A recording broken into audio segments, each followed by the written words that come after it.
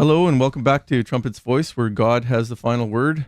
In today's discussion, we're going to be talking about is the doctrine of the pre-tribulation rapture scriptural? And we figured before we get started into it, Steve was just going to talk about why we feel it's so important to be talking about this right now and why this subject needs to get out to the masses. Yeah. So this is a very dangerous theology and doctrine that they teach. What it does is it puts the people to sleep. It gets them so that they don't want to do anything or that they feel the need not to do anything. Right. So they lay down their sword. They stop fighting evil. They stop paying attention to evil because they believe that when things get really bad, they're not going to be here anymore. Right. Okay. And so it literally just stops God's work. Yes. Instantly by this doctrine. Yeah. Okay. And the other thing that it does is it puts your faith in the wrong place. Right. You have your faith in getting out of here. Right. Okay. You don't have your faith in Jesus Christ. Mm-hmm. You have because if you had your faith in Jesus Christ, you would know that you have to continue working unto the end. It says endure to the end, right? Yeah.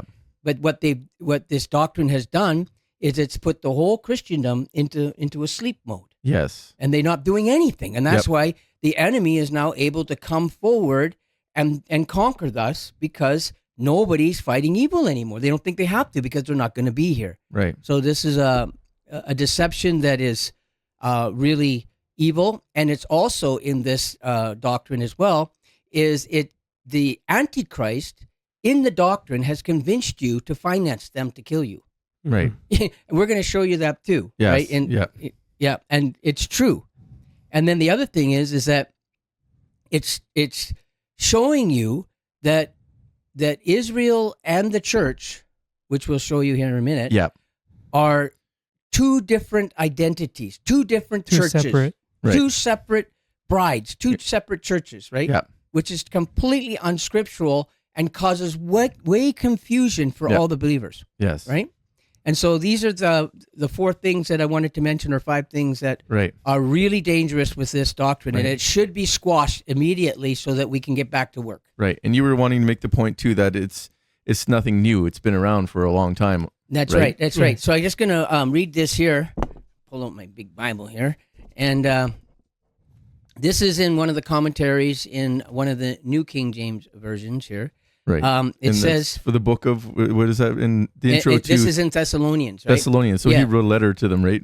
Yeah, exactly. So in Thessalonians, there was a reason why Paul wrote these letters to the Thessalonians. Right. Because the same problem was happening then that's happening right now. Yes. That's why I'm just going to read that and show you. It says here, since the writing of 1 Thessalonians report had come to Paul of continued progress in the Thessalonian church, indicating their faithfulness to the gospel.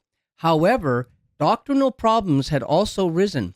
False teachers had begun to tell the believers in Thessalonica that the day of the Lord was already at hand, that these teachers were misapplying and possibly even twisting Paul's teachings that the day of the Lord would come suddenly.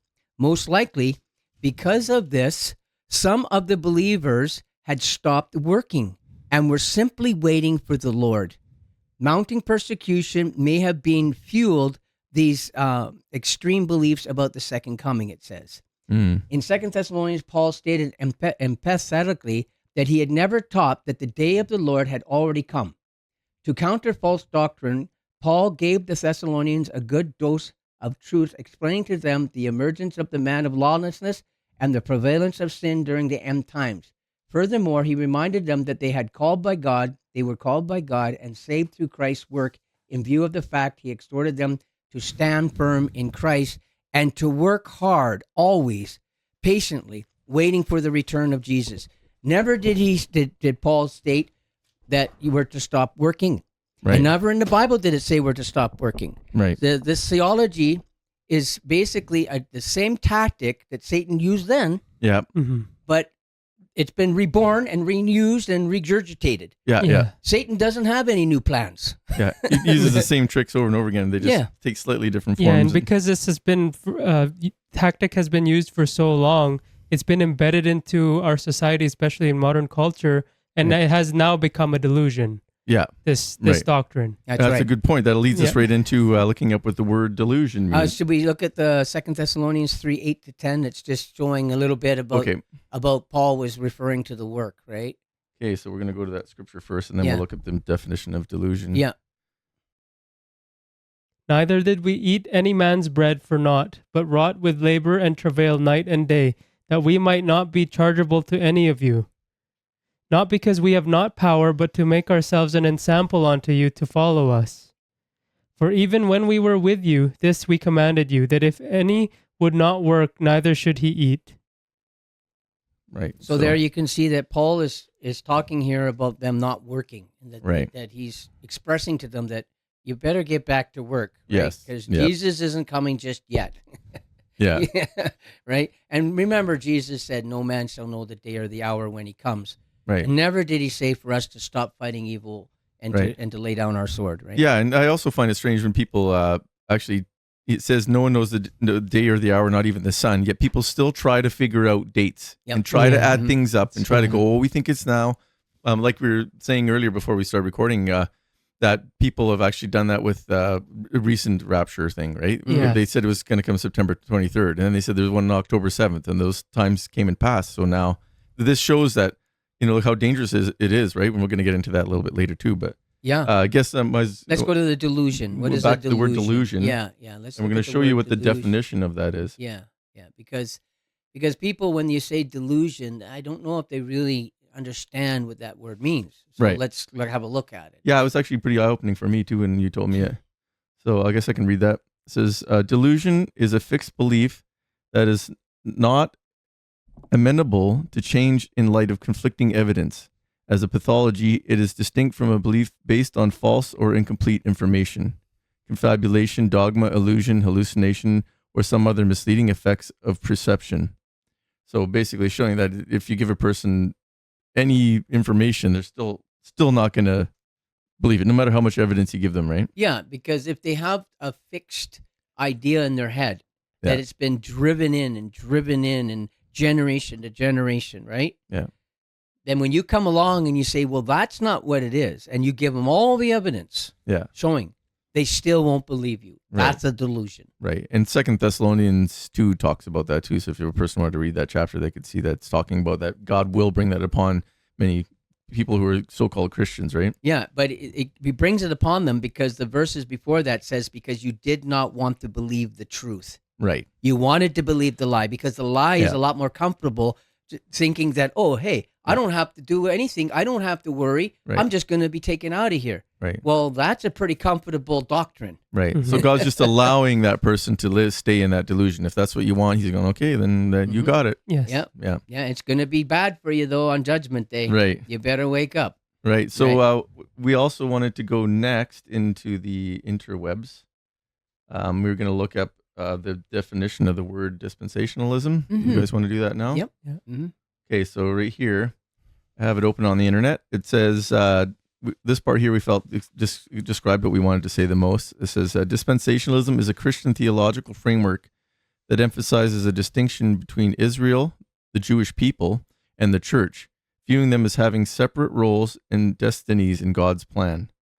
So it's showing that the whole thing kind of relies on, this entire thing relies on the fact that you have to be able to show that there's two separate distinct groups. Yeah.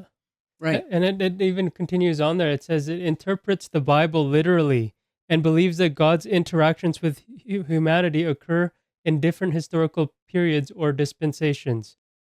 So that's where a lot of people take the Bible literally, like physical manifestations for everything, when Right.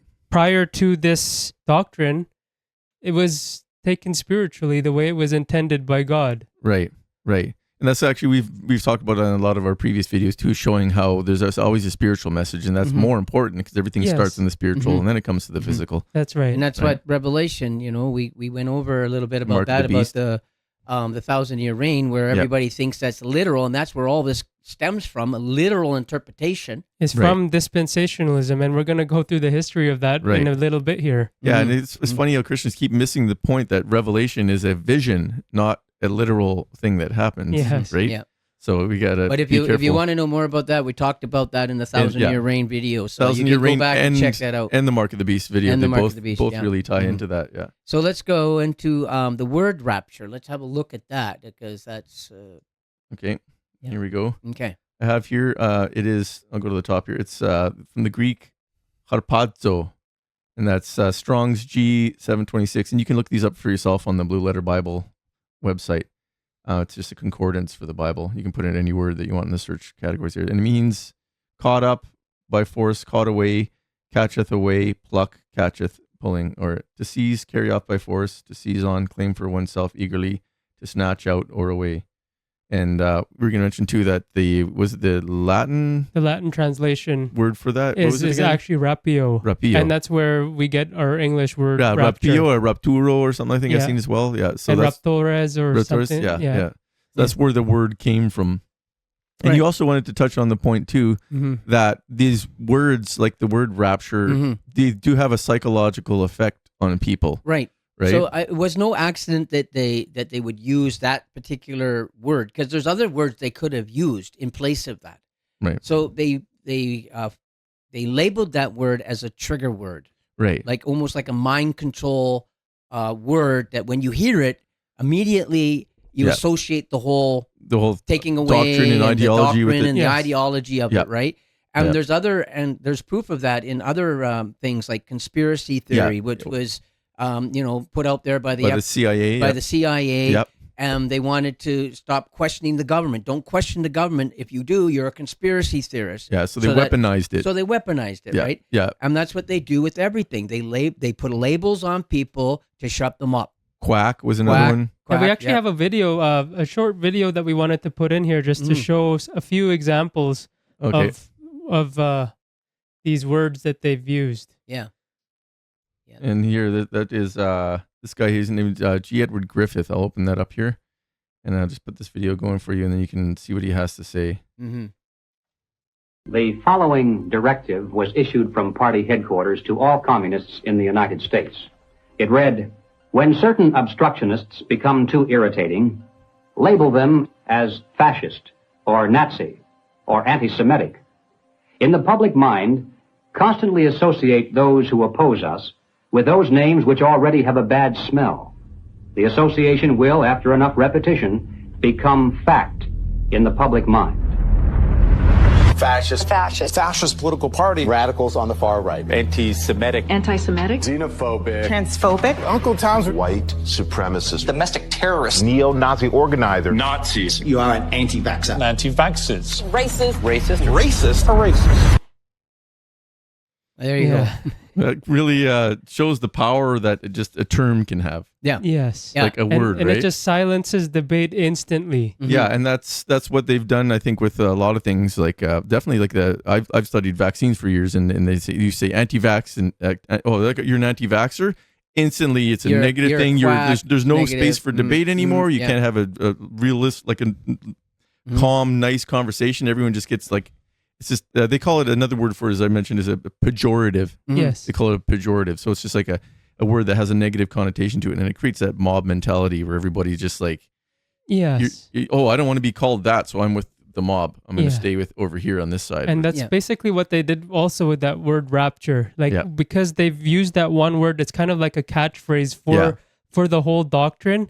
And when people they hear that word, they automatically think of Israel and the third temple, the Antichrist, and it's like basically the whole doctrine of dispensationalism, and they just Revelation is all, that's all it is. And if they use the word dispensationalism instead, it just doesn't, it's like this long, difficult word to say, and it doesn't have the same ring, but that's like, that literally describes the whole theology and belief of it, is actually what it is. It's dispensationalism. Yes.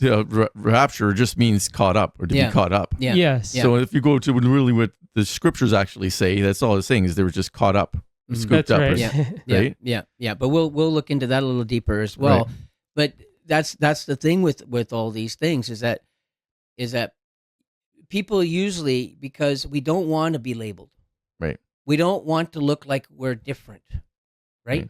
But did not God call us out to be different? Right. Did he not say we were a peculiar people and that we were not to be of the world? Right. Right? that we were to be different from the world. Right. So if you're trying to fit in, Right. okay, then you aren't following Christ. Yeah. You want to be the one who's being chased by the mob, not Yeah. in the mob. Yeah. amen. I also want to clarify something too before we keep going here.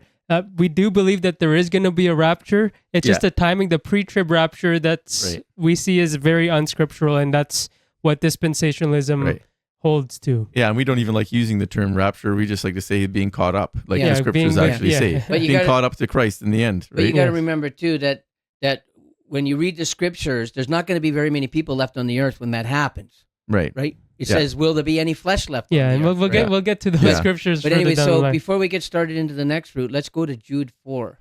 Yes. Okay. For there are certain men crept in unawares, who were before of old ordained to this condemnation, ungodly men, turning the grace of our God into lasciviousness, and denying the only Lord God and our Lord Jesus Christ. So you see, there is men that have crept in unawares. And why? How did they get in unawares? Right. Because the people weren't paying attention anymore, because they have a delusion that was put on them. Mhm. Yes. Okay. Yeah. And there's another little quick website that we wanted to pop up here that really we feel the whole point that we're going to try to show and also break down is this idea that there's two groups of Israel and then the church, and showing that it's just only one group, which is what we're going to get into. But there's one website I just wanted to show here that explains dispensationalism really well. And that's just here, Grace Unfolded. It says, just at the core of dispensationalist theology is the unshakable belief that God has two distinct covenant peoples, ethnic Israel and the church. The ministry of Jesus was the inauguration of an earthly Davidic kingdom centered on Jerusalem, fulfilling Old Testament prophecy. However, because the Jewish people rejected him, Jesus' mission failed, at least in its original intention. The church was introduced as a kind of parenthesis and temporary detour in God's overarching plan for Israel. The church is a plan B in classical dispensationalism. This theological construction, first systematically developed by John Nelson Darby in the 19th century, who was an Anglican priest who later became a leader in the Plymouth Brethren movement. But Darby's theological innovation spread beyond the Plymouth Brethren. It is clear that they were adapted and renamed by others. Charles Taze Russell, and the founder of Jehovah's Witnesses, actually which is what my previous religion was, drew heavily on Darby's concept. Elements of dispensationalism are present in both Seventh-day Adventism and Mormonism. The Schofield Reference Bible was the publication that most effectively popularized dispensationalism to a wide audience within evangelical Christianity. Later popular authors such as Hal Lindsey and the creators of the Left Behind series popularized these themes in the cultural mainstream. So we felt that said that really well, so we would just want to include that little quick piece there. But what we're gonna be doing now is breaking it down into this first part that we're doing right now is just what is dispensationalism and the history and where did it come from. And then after that, in part 2, we're going to be going to who is Israel, because we want to be able to show, is Israel a separate group from us, or are we all one and the same? And we're going to get into that, showing who Israel is, right? Yeah, that's the second after we do this part, right? And then after that, we're going to do another part, which is going to be just all the scriptures of showing all the conflicts that happened scripturally with the theology of the pre-tribulation rapture, right? So I guess now that's what we're going to be going into is just the history. Yeah. And I guess you're just going to be hearing a lot of yapping from me now, because I did a lot of research into the Gino did a bit too in this. So Steve's going to not really have too much to say from now on, so you're just going to have to hear my annoying voice. But we're going to start off with the history of where the idea started from. And a lot of people say that it was started at John Nelson Darby, and they say he's the father of dispensationalism. But by what I've done in my research, I found that's actually not even where it started. And so I figured I'd start off to go back the earliest instance that I found, and I'm sure there could even be more, but this is just one example.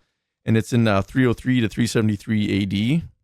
And it's some do point to this ancient Syrian text, and it was written by Ephraim the Syrian. And I'm just going to be like reading off my paper that I have quite a bit here, so just forgive me for that. But it's I just don't want to get anything wrong here. But he alluded to the rapture, talking about believers being gathered to the Lord before the tribulation. But it's universally accepted by scholars that it wasn't even written by him, but rather someone pretending to be him. And it was called, thus named it pseudo-Ephraim. And that's what the scholars call it. So it really is you can't really put Trust much it. to it. Yeah, Yeah. trust it, right? And it says, in addition, the words alluding to rapture idea are a mistranslation of the Greek into Latin, the way that Ephraim's writings did. So that's like the earliest example I could find of it. And then what happens is we jump up through time to 1812 is when it really first started to the snowball rolling for getting super popular. Mm-hmm. And that was with a Catholic Jesuit named Manuel Lacunza. And I have it marked here that's showing that it was even before Darby in a book written, and this Jesuit Catholic Manuel Lacunza, the book that he wrote was published under the name of Juan Josaphat Ben Ezra. And this book was called The Coming of Messiah and Glory and Majesty. And but as is mentioned, that this Juan didn't even pen the book, but this Manuel Lacunza did. And he even refers to himself as a Jewish rabbi, and he even refers in the book to the Jews as my people. Yeah. So this was a Jesuit. And then I guess we should probably talk a bit about what was happening at that time. Mm-hmm. It was like between 1800 years. Yeah, the 1500s to the 1800s. Says that Jesuits were writing books to counter the Protestant Reformation that was stealing influence of the Vatican, especially regarding the book of Revelation. Mm-hmm. The Reformation saw the Vatican as the Antichrist system and the whore of Babylon. So these Reformationists didn't believe in a pre-trib rapture because they believed that this Catholic Church was the Antichrist there already. So there would be none of that happening, right? Like the Antichrist was already there. Right. The Catholic Church was Right. the Antichrist. Yeah, and they believe the Catholic Church was, yeah. So, and this is why they said the book was written by Juan Josaphat Ben Ezra, because if they knew it was written by this Jesuit, Nobody then- would have trusted it. yeah, no one would have trusted. They just said they rejected it and said this is satanic Jesuits are doing it and this deception and whatever, right? So you can see that right after that point in time, it really changed Christianity. Like millions of people read this book, Mhm. and it just like took over from there on out, right? So that is the actual starting. It wasn't until much later that John Nelson Darby comes, right? And I also want to just go into the next part here. What's the next date that I have here? Okay, 1792 to 1834. It enters Edward Irving, and he ends up coming across Lacunza's book, and he just loves it. And then he actually makes a society for the investigation of prophecy. That's what Irving creates. And then he does many conferences, and then he ends up taking Lacunza's book, and he learns Spanish, and so he can actually translate it from Spanish over into English. And then he takes the copy, and he does in the foreword of it, he mentions 75 times the word dispensation. So it's showing that he was very much influenced by Manuel Lacunza's writings, or Ben Ezra, Yeah. the fake one, right? And then this was printed by the London Oxford Press in 1827, which was an interesting side note, which is worth looking into. Is I don't know if you've heard the name the Rothschilds. Yes. Yes. Yeah, they were Ashkenazi Jewish family, Yeah. and they're the ones who published the book. And you'll see that there's this Ashkenazi Zionist Jewish influence behind all this stuff throughout the whole Yes. time. So they used the Oxford Press. Press and probably the university as well Yes. Mhm. Yeah. to popularize and to get this theology into the system. Yes. Okay. Yeah. So what happened was the way that Irving ended up learning about this and everything was he was meeting with there's this politician that came around in 1830. Actually, before I get to that, I'm going to mention one more little thing here. Is in 1829 there was 3 publications that were published stating that Baron Rothschild had purchased a massive plot of land in Jerusalem with the intent of restoring the Jewish temple, as it's spoken of in the thing called the Hebrew Talisman, and this was actually found in the personal effects of Nathan Rothschild after he died, Mhm. and actually showed that they had written about this. So there's documented proof that well, at least that much, anyways, showing that that's what the intent of these Rothschilds were. So this whole idea that they wanted to bring Israel back and everything was being influenced by these people and their money and their printing presses the whole Yes. the whole way, right? And that's why they supported this doctrine of dispensationalism, Right. because they saw that it would benefit their cause as Right. well. And I guess now's a good time to point out that the origins, you can see right from this that it started out as deception right from the get-go. Mm-hmm. This Jesuit Manuel Lacunza. Lacunza, lied about who he was because people were calling them the Antichrist Yes. and Satan's system and everything, right? So that should be a huge red flag for Christians right off the bat. So he right? had to disguise himself and his work that he's doing so that they wouldn't know. Yes, Yeah. yeah. So it's pretty interesting. And when I learned about that, I was like, wow. And I've done a lot of research into the past about like the Jesuits and the Jews. And there's also, if a person wants to take and do some side study into like all the secret societies and stuff, they all tie into this throughout history. So there's a lot of stuff that we can't really talk about, otherwise you'll get removed from YouTube and stuff, because a lot of these sort of topics, it seems to just become this mainstream thing where they've taken over, where you can't even discuss it or even question it, or else automatically you're like, you're it's evil. like those trigger words that we were talking about. exactly. You instantly get labeled something, and it just And they set the algorithm up for those trigger words. Right. Yeah. Yeah. And this is actually our second time recording this, because we had said some of these things before, and we're like, we can't actually say this. So we had to do it again. That's why we're holding our tongue a little bit more. Yeah. But you guys get it. But yeah, we just recommend highly that you look up the Ashkenazi history, the Rothschilds, the secret societies, all that. But anyways, after that point in time, we had 1830, there's a guy named Henry Drummond who was a politician, and he had big money. And what he did is he let his house be used as a place where these people would meet for these conferences, and they were called the Prophetic Albury Conferences, and you can look them up. And then Irving started there and shared his beliefs and stuff with his conferences, right? And then he invited his friend Lady Powerscourt to attend. And I actually have here on this other side of the page here explaining the wealthy politician here. It says the Albury Conference was started, and all this moved to Lady Powerscourt's meetings in Ireland and Wicklow after that. So it went until 1830 at this guy Drummond's place, and then after that it moved over to Ireland, to Wicklow, to this Powerscourt lady's place, and then it went from 1830 all the way to 1841. So it was 11 years that they were doing these meetings. Do you have a clip of the power court that you wanted to show them? Yeah, actually I have a little website here I can show. This year's To show that it was a real thing and that they were really meeting during that time, and the conversations, you can look them up for yourself. Yeah, this is called the brethrenarchive.org, and this was the Plymouth Brethrens, which was a huge thing that Darby had been a part of. And you can see there's all the Powerscourt meetings. If a person wants to go and research all this, you can look it up for yourself. Every year they met in September, and they would this is all the topics they would discuss. So if you want to find out literally exactly what it was that they spoke about at each one of those things, it's all documented in this Brethren Archive. So you can see this is proof of what we're talking about, right? Yeah, they're trying to divide the church and the Yes. Israel. Yeah. And they're trying to bring in that dispensationalism through these things. Yeah. Right. Yeah. I figure I might as well just show these other tabs that I have here too that you could do for your research. Look up the Freemason and Dispensationalist Connection. This is on Theology Online. You can read that, and I'll include all these links down below on if I'm able to, on the different sites that we post this to, like YouTube and Brighteon and whatnot.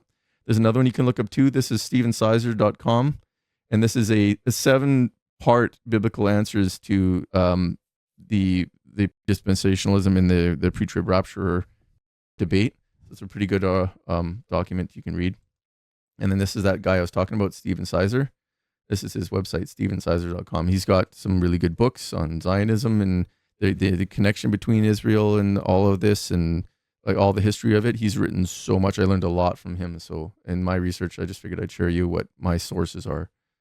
And then there's another good one here, is the history of dispensationalism. There's Stephen Sizer again. It's a good interview with him, and that's on Rumble. So you can just copy this name in and find it, or you can click the link below.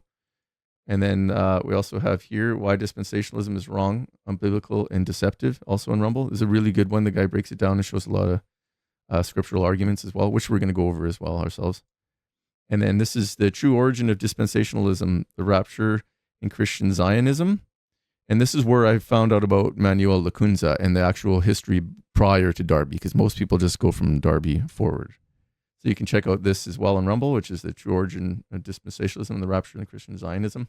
And this guy's page here, J. Slay USA, he has a lot more information about that as well. And this is his Substack, J. Slay, Jeremy Sladen. He has a bunch of information on this as well. So I found all of these sources like very helpful and what led me to it. So you can look into them yourself. I just wanted to mention one other thing as you're going along here. Don't want to get sidetracked or anything. Yeah, no, that's fine. But dispensationalism also includes the 7-year tribulation period, Yes. part of it, Yeah. and futurism. That's why people believe in the future Millennial 1,000-year reign, yeah. millennial reign. It's because of this. Right. They didn't believe that before. No, Yes. no, exactly. Yeah. So that's, again, go check out our video on the millennial reign. Yes. Yeah. Is it now? And or- actually, even that idea of what Dad just mentioned there, that was also started by a Jesuit, yes. Francesco Ribera. Rivera. Yeah. And again, it was also to counter the Protestant Reformation. Yes. So that they can take back the mindset of people saying that the papacy was not the Antichrist. Right, and yeah, all he was this around the stuff. same period of time as Manuel Lacunza. Yeah, Yes. sorry, I forgot to mention that too. You had that in your notes Yes. there, but yeah, he had a huge influence as well. So it shows there was a lot of those Jesuits at that period of time that were writing a lot of books and trying to like get rid of this Reformationist idea, and then Yes, and then put everything to a future event so that Yeah. they would take their eyes off of them. yeah, and it worked. It And it totally did, worked. didn't it? It totally worked because now look at the Catholic Church is back on top again, Yes. and everyone's. But now there's more and more that's been coming out about it, like the recent Pope who actually is a Jesuit, Jesuit, the yeah, first Black Jesuit Pope. Pope, the Black Pope, Yeah. which is ironic. They call it Black Pope. I don't know. Yeah. But anyways, he was. If you can look it up yourself. But he actually said encouraged his followers to pray to Lucifer. Yes, that's So I don't think that anyone truly of God should be suggesting we pray to Satan. No. I don't know. It's just my personal opinion, but no. Did you have some other notes Yep. there that you wanted Yes. to go yep. through? I'm going to continue Yeah. further on here. So Okay. after these powers courts meetings, she had a friend, this lady Powers Court, and she was from 1830 to 1841 is when her life span was. And they were called the Powers Court Prophetic Meetings. And she had a friend by the name of John Nelson Darby. So that's where he comes into the picture now. And it was from 1800 to 1882 is when he lived. And he joined the meetings from 1831 to 1833. And he joined with Irving as well at the Albury prophetic conferences as well. So they were all kind of knew each other, all of them, right? Mm-hmm. And then what happened is Irving ended up getting excommunicated eventually from the church. So he's the one who really started this whole thing going. And then Darby came and picked up the baton from them and went from there with him, right? Yeah. And he was looking into a fixation on tongues and mysticism.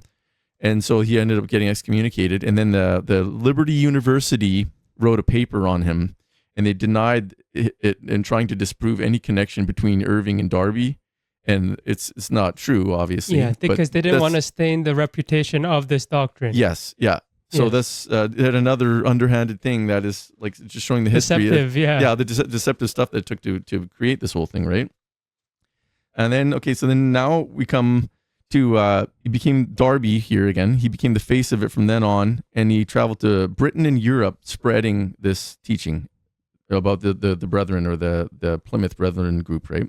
Which is that site that I showed you.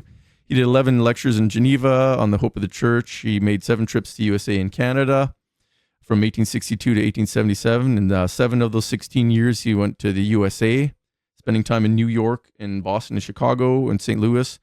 And were many of these early leaders in the American dispensationalism movement, that where it all really started from. That's where they were at. And this is influenced guys such as Reverends A.J. Gordon, James Hall Brooks. And it's there where it started to spread, and then went eventually. And then in between that period of time, Darby also met Dwight L. Moody from 1837 to 1899 is when he lived. And he was a founder of the Moody Bible Institution and Moody Press in Chicago. And he adopted the pre-trib thing, dispensationalism. And then he used his presses to like really spread it from there. Right. Yeah. Right. And then, so then after that, another reverend was affected, and this was Reverend Cyrus Schofield. Yeah. And then Schofield from 1843 to 1921, so we're starting to get into the 1900s now. He wrote the Schofield Reference Bible, and actually that's when, and he also wrote a pamphlet called Rightly Dividing the Word of Truth in 1888. And I remember you guys first heard about this before I really looked into it myself. You guys mentioned the Schofield Bible and the effect that it had, right? They went to like all these seminaries and Yeah. I just want to mention a little bit about that. Is that the Schofield Reference Bible got put into the seminaries as their textbook. Yeah. Okay, so all of those theologies that were in that textbook, they had as their curriculum to pass the course. Yes. Okay, so not in all denominations because they all have their own kind of stuff, but in Pentecostal and evangelical for sure, and then it went into the Baptist and a couple others as well, right? So they actually have that as their textbook. Yeah. So the influence was massive. It was like, well, you all have to believe this in order to pass your exam. Right. Right? This is part of your curriculum. Right. And like I was reading earlier when I said that Jehovah's Witnesses was what I was a member of, and they were influenced by that too. And then actually, if you look into it, that our founder of the Jehovah's Witnesses, Charles Taze Russell, was a Freemason as well. So that's another reason why you got to look into those origins, because there's some speculation and stuff, which I personally believe, but this is just my opinion, but that is tied to some Satanism and stuff too with the Freemasons at the highest levels and stuff, right? Yes. But you can do research for yourself on that and decide that for yourself as well, right? Right. But you can definitely see the influence that it had, because all these people had printing presses. Once you have that, then it just gets everywhere, right? Right. And All of a sudden, you're not just talking person to person. It's just like our videos now. It's on the internet. You can get it to everybody, right? Right. Yes. And it's the same thing when you put it in to the leaders that are teaching thousands and millions of people. Yeah. Right. Well, right there is a big media. Yeah. Right. Yeah. Yes. So and this Bible was like the core roots of all of these learning, and all these young people getting started into learning and going to Bible school. They would go to this university and they would just learn, or the seminary. Sorry. Yeah. It's pretty scary. So cemeteries. Yes, cemetery. And then I'll continue on here that it goes to 1871 to 1921 came Louis Sperry Schaeffer, who founded the Dallas Theological Institute, and he later named it the Dallas Theological Seminary, which is what we were just talking about, and then is in Texas, and that it strengthened the theological foundation of the rapture doctrine and dispensationalism, right? And then that brings us up to, we're now into 1926 to 2016 was Tim LaHaye.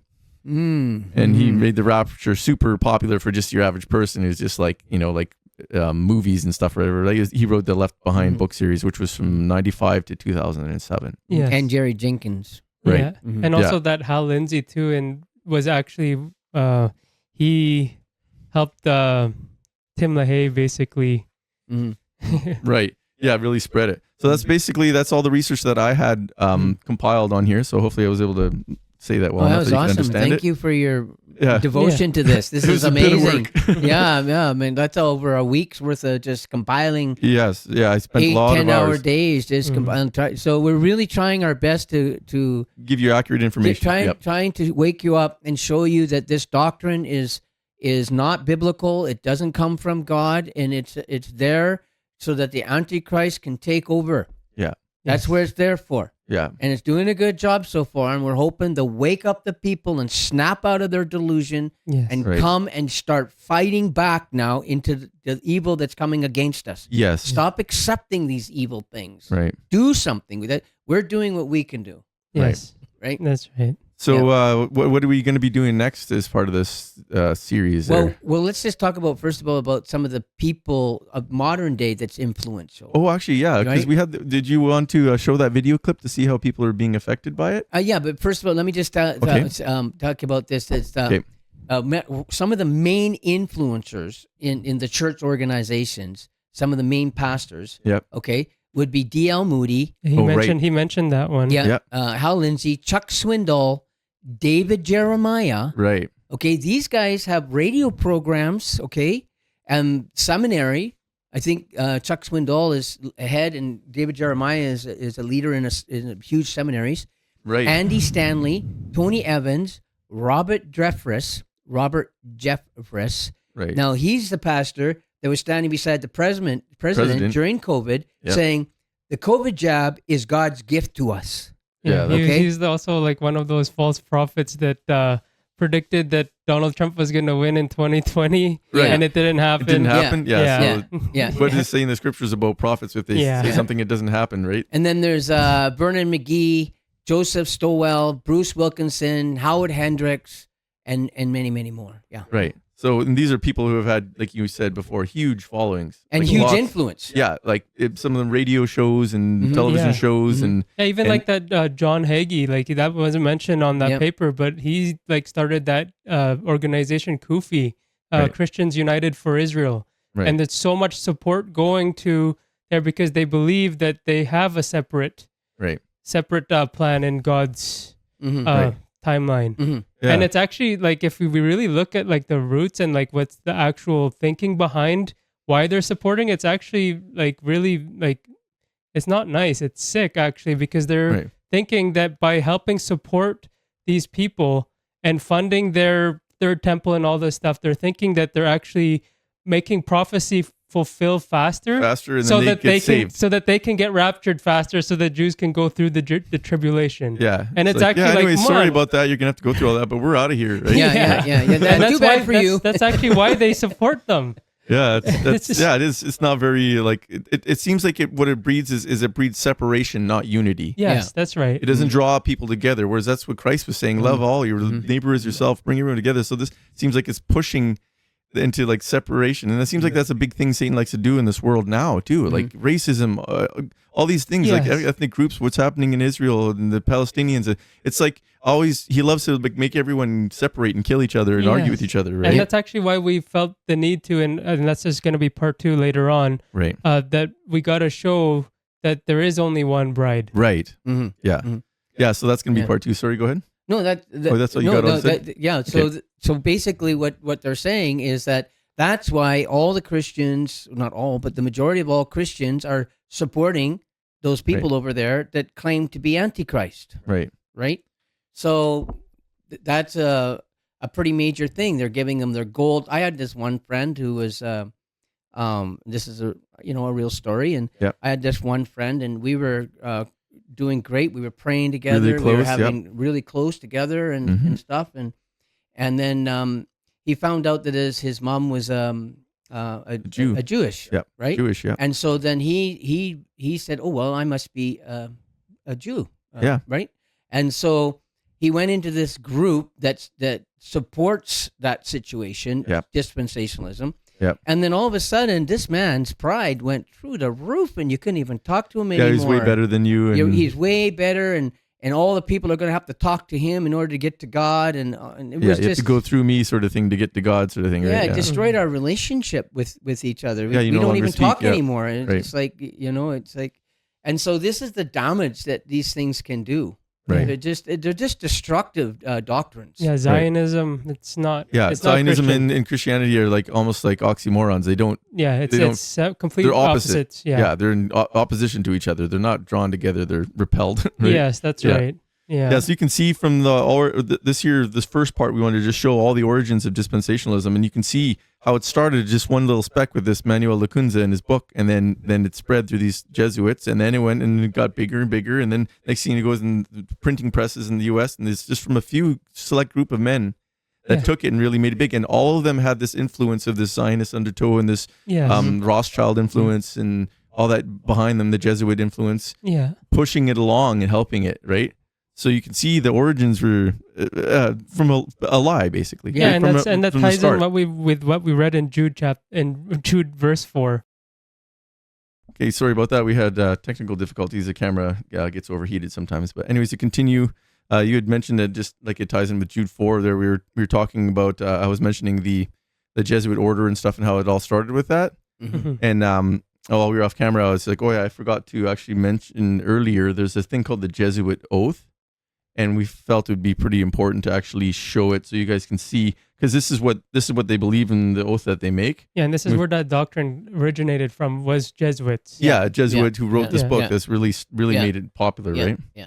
Okay, so here's a Jesuit oath, and I don't know if you want to read that, Gino, because I yapped so Yeah. much already. It says, the Jesuit, you have been taught to insidiously plant the seeds of jealousy and hatred between communities, provinces, states that were at peace, and incite them to deeds of blood, involving them in war with each other, and to create revolutions and civil wars in countries that were independent and prosperous, cultivating the arts and the sciences and enjoying the blessings of peace, to take sides with the combatants, and to act secretly with your brother Jesuit, who might be engaged on the other side, but openly opposed to that with which you might be connected, only that the church might be the gainer in the end, in the conditions fixed in the treaties for peace, and that the end justifies the means. That's pretty messed up. Yeah. Yeah, the end justifies the means. It means like they can do whatever they want. Like that just totally doesn't sound Christian to me. Yeah. And they want to create wars and civil wars and divide.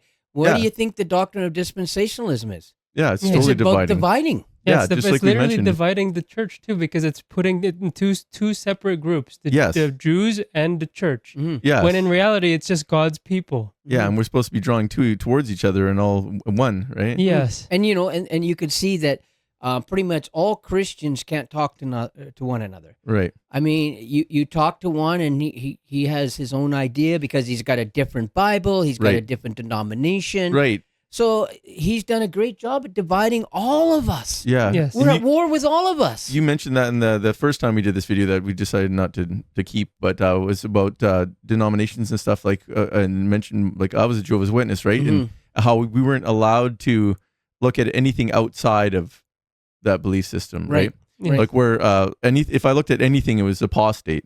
Right. And any sort of writings, any books, anything that didn't come from the governing body, which was 8 men, they believe have the Holy Spirit that are getting it from Bethel, New York, and they just give dispensate all the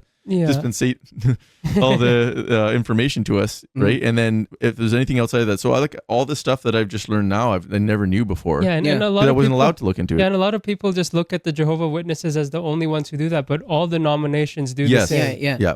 We've been told that that from other people that they shouldn't come here and listen to these theologies or these teachings because we're causing division. Right. Yeah. But in actuality, they're the ones that are causing the division through the dispensationalism teaching. Yeah, what we're trying to do is break down all of these lies over time and bring us all together. Bring everybody together. What we're trying to breed is unity, not separate groups and separate people everywhere. Yeah. That's not what Christ wanted either. Yeah, and like our other videos is that we're trying to bring people out of that religious organization and bring them back into the homes where they can have fellowship, unity, friendship, bonding with one another, love. helping one another, loving one another, right? That's what we're trying to show people that that if you have a smaller group of people that you know who they are, you know how much they love, you know the fruits of them, right? You can trust them. Right. This is the time we really need to gather together. Right. Right. And to show again the opposite of, there's one more that I wanted to show, the Jesuit oath. This one here, I guess I can read this one. I'll bring it up on screen. This is also the Jesuit oath. I had 2 tabs ready to go here. This one says the Jesuit oath, the Counter-Reformation War. So this is what, like I was mentioning, what this happened during the Counter-Reformation War. This is what they wanted to say. This was their oath. I furthermore promise and declare that I will, when opportunity present, make and wage relentless war secretly or openly against all heretics, Protestants, and liberals, as I am directed to do, to extirpate and exterminate them from the face of the whole earth, and that I will spare neither age, sex, or condition, and that I will hang, waste, boil, flay, strangle, and bury alive these infamous heretics, rip up the stomachs and wombs of their women, and crush their infants' heads against the walls. That's brutal. In order to annihilate forever their execrable race. That when the same cannot be done openly, I will secretly use the poisonous cup, the strangling cord, the steel of the poniard, or the leaden bullet, regardless of the honor, rank, dignity, or authority of the person or persons, whatever may be their condition in life, either public or private, as I at any time may be directed to do so by any agent of the Pope or superior of the Brotherhood of the Holy Faith of the Society of Jesus. That's just, wow.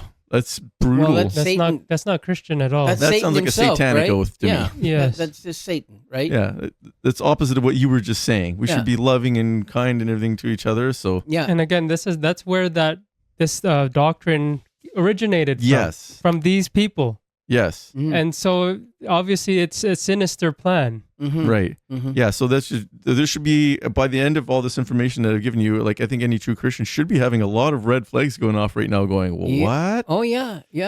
For me, it was like, I didn't know this stuff till about a week ago too. Like I knew about the idea, but not the real deep history, like through all the steps, right? So it shows you how something can spread. It's kind of like a virus, right? Like it went in through like one man that started it, and then it went over and went through this printing presses, and now it's just spreading everywhere. Well, right? It's like this has been a plan for a long time. This didn't just happen. Right.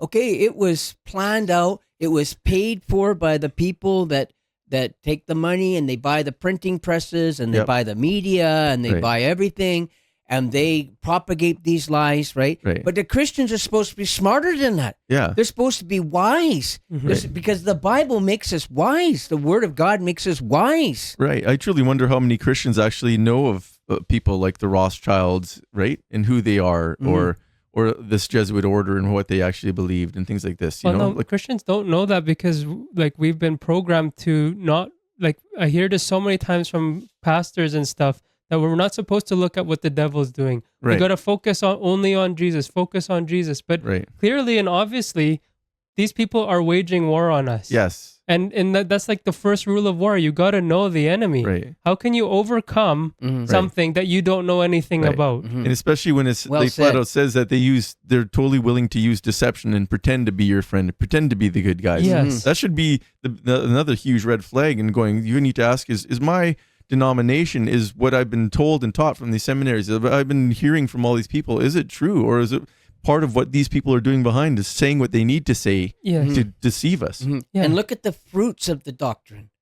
Yes. What are the fruits? Well, actually, that goes right into, let's have a video on it. Yeah, we Let's see actually what the have- fruits of the doctrine is. Yeah, we want to show one more video that we feel really helps show the damage, right? Yeah, that can be because, caused. because as we're filming this, actually, about a month ago Yeah. or a month ago now, there was a false prophecy that the rapture was going to happen Yeah, on yeah. a certain day, and it didn't happen, and we can see how it's destroyed people's lives. Right. Now, yeah. we don't know how true all these videos are, but I mean, this would be a good example anyway. Yeah, and I right? know that I've seen a couple of clips like this where the person had millions of followers and they were actually genuinely like had a lot of people going along with them as well. But, Yes. but like we're saying, just don't take everything we say at face value, verify for yourself all this stuff as well. We do our best to try bring everything forward as the truth as we know it. Yes. But if we're ever wrong on something, then we wasn't intentional. Let's be friends. Yeah. Okay, let's see this clip here. So it's on BitChute and it's called "Christians Fooled Again About False Rapture Date." I'll bring it up to full screen and then you can watch this. And we are still here. I had hoped to be home with Jesus. At this point, I had hoped to see my husband again and my dad, my grandma, others that I know and love that have gone on before me. I had hoped that we would be home today. Okay, I'm literally about to crash out. And so I am super persuadable, and I've been on Rapture Talk for like the past, I don't know, hour.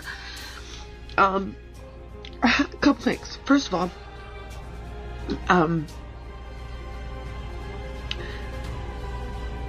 are we not scared?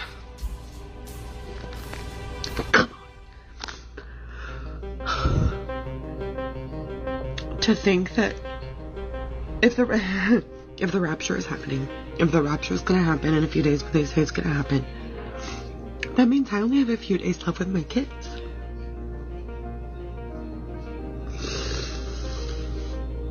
Even if the rapture isn't going to happen, can you imagine?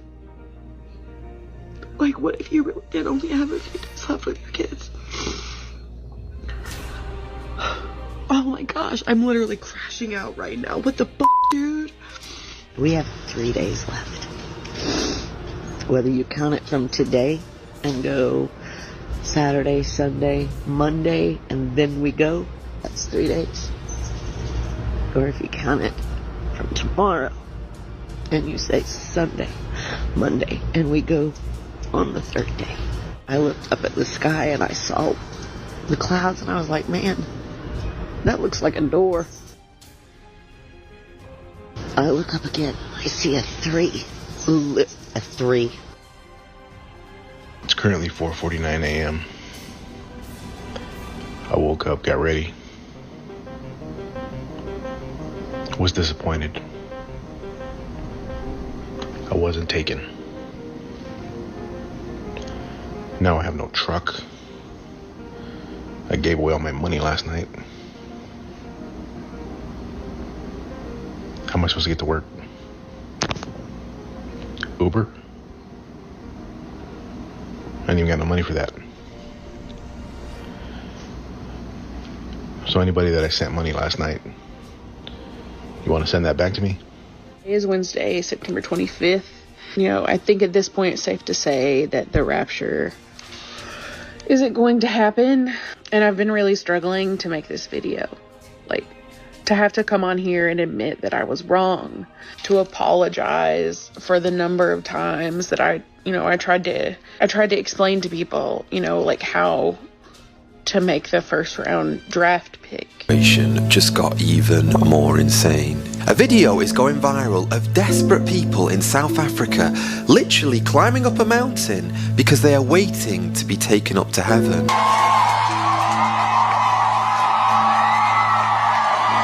And yet, as you know, nothing happened on the 23rd of September. And okay, we might laugh at this, but honestly, it breaks my... Wow. Yeah. That's That is actually really sad. yeah, that was actually the first time I actually watched the whole clip. You guys mentioned me. I saw a little bit at the beginning when I was putting this together, but that's the guy gave all his money away. Yeah. And you can see why, even in 2 Thessalonians, it's talking about how there's going to be a great falling away first, right? And you can see how believing in this doctrine, and if it doesn't come to pass the way people think, they're going to have a crisis of faith. Yeah. Yeah, and that's the biggest danger of this whole thing is because is it like the great falling away? Is that what that's going to be? Yeah, that's what deceptions are out there for. Is that your faith will be shaken and transferred to something else. Yeah, and then when it doesn't happen, or it doesn't turn out the way that you planned it, or that you thought it was going to happen, where's your faith? Yeah, there's no God now, right? Right. It's like if that country over there that which one I'm talking about, ends up being destroyed, and everybody believes that that's the promised land, and those are the and real there's going to be a new temple, and all that's going to happen, and it doesn't. Destroyed, and it doesn't happen, then where's their faith? Yeah, and what they did was they're going to have to wake up one day and realize that the Antichrist actually come and take over all of their people and their children and the whole world. Right. They allowed it. Yeah. I think what we want to help people do is that rather than all eyes look to Israel, all eyes look to Christ. Amen. Right. That's right. So we got to make sure we don't get sucked into all these little side bandwagons and things that are started from people who are, who came from lying origins and stuff, right? Yeah, and if people date set, it's very clear in the scriptures that nobody's going to know the time of the hour. Yeah, like we mentioned earlier. Right? Yeah. So if there's literal dates that are being set, it's almost guaranteed that it's not going to happen. Yeah. I think as soon as you see any sort of preacher, anyone who's starting to talk about times and when they think a date's going to happen, you should immediately just reject them offhand, because that's not what Christ, the way he spoke. If we were supposed to know any dates or any of this sort of stuff, they would have told us, but he didn't. And there is tons of dispensationalism pastors that have these big charts of the 7-year tribulation period. Yeah, showing it, showing this and that and that. I mean, these guys go to elaborate things to try and prove their point, which is nonsense. And like God says, wisdom of the world is foolishness with God. So all these men and their wisdom and stuff, they think they've got everything figured out, whereas God's just looking at them and laughing and going no. He's always so many steps ahead of all of us. Yeah, and he doesn't want people to know, because that, like you said, that creates. If he knew exactly when it was coming, it would create all this damage, or people would stop trying and they would get lazy, like Thessalonians was talking about, right? So that's right. Yeah. So that's why we felt it was important to start off this whole thing of before we even got into the scriptures, was just showing the origins of it. Because if you can see that it has questionable origins, then should we be believing in this, right? Yeah. And then we're far from done. We're going to go further into this, right? Well, we're going to go to who is biblical Israel next, so that we can see, is there two churches? Right. In the Bible? Yeah, two groups, two distinct groups, or they're all just one, right? Yeah, well... You're surprised. I have a feeling you probably know what we're going to lead to, but we're going to show you scripturally, right? It's not going to be our words, right? Right on. Yeah, so that, I guess, concludes part 1, and then we're going to be, hopefully you enjoy this enough, you'll continue and watch us along in part 2, where we're going to look at who is biblical Israel. And there's going to be a couple more parts after that, maybe 1 or 2 videos after that. I'll be talking about the contradictions that from Scripture about the rapture itself, right? Yeah. Yes. Okay, so anyways, we hope you guys enjoyed that video, and hope it was some good information for you that you didn't know before. And we look forward to seeing you in the next video. And be sure to check out our website and stuff for more information and other videos when they come out. Thank you very much, and God bless. Amen. God bless.